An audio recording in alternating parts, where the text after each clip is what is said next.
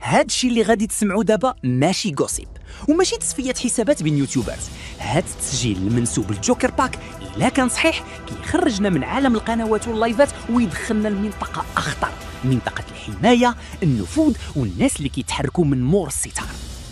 حيت ملي كيتقال الاسم بحجم اندري ازولاي في وسط كلام على تحفه شو وعلى الدخول والخروج وعلى الحمايه، هنا السؤال ما بقاش شكون سب شكون، السؤال ولا شكون كيشغل شكون، شكون كيغطي على شكون، وشكون عنده الحق يدير الضغط على الناس باسم الفضح. دابا سمعوا التسجيل، ولكن ما تسمعوش غير الصوت، سمعوا الثقه، سمعوا الطريقه، سمعوا كيفاش كيتقال النفوذ بحال الا راه سيرفيس عادي. الشيء كندير أزولي هو يدخل كيف تدخل الموبايل بدون متابعة بدون والو، كاينش يفتح نزوم جوجل المرايا باقي عندي المتابعة في السلطة المحكمة، وانا حاليا كنستعمل باش نحيد ليها الرصيصي ولكن اللي كنتواصل معاه واللي كيخبر مشاكل كنصحاب اليوتيوب هادشي هذا كامل عنده علاقة مباشرة مع السيد اللي ذكرت لكم.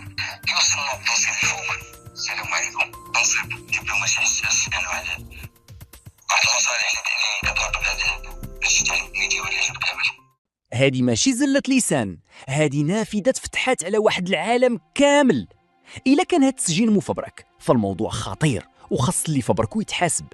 إلا كان صحيح فالموضوع أخطر، لأننا هنا ما بقيناش قدام قناة كدير محتوى، بقينا قدام احتمال ديال شبكة ضغط كتخدم بالملفات، بالأسماء، بالخوف وبالتسريبات. تحفة شو خاصو يخرج يجاوب، جوكر باك خاصو يوضح، والاسم اللي تقال في التسجيل خاصو ما يبقاش دايز بحال كلمة عابرة. حيت ملي كتدخل أسماء كبيرة في ملفات ديال السوشيال ميديا راه الصمت ما كيبقاش حكمة، الصمت كيبان بحال غرفة مسدودة فيها بزاف ديال الدخان. والسؤال اللي خاص كل شي يسمعوا، واش هاد الناس كيخدموا الحقيقة ولا كيصنعوا الرعب باسم الحقيقة؟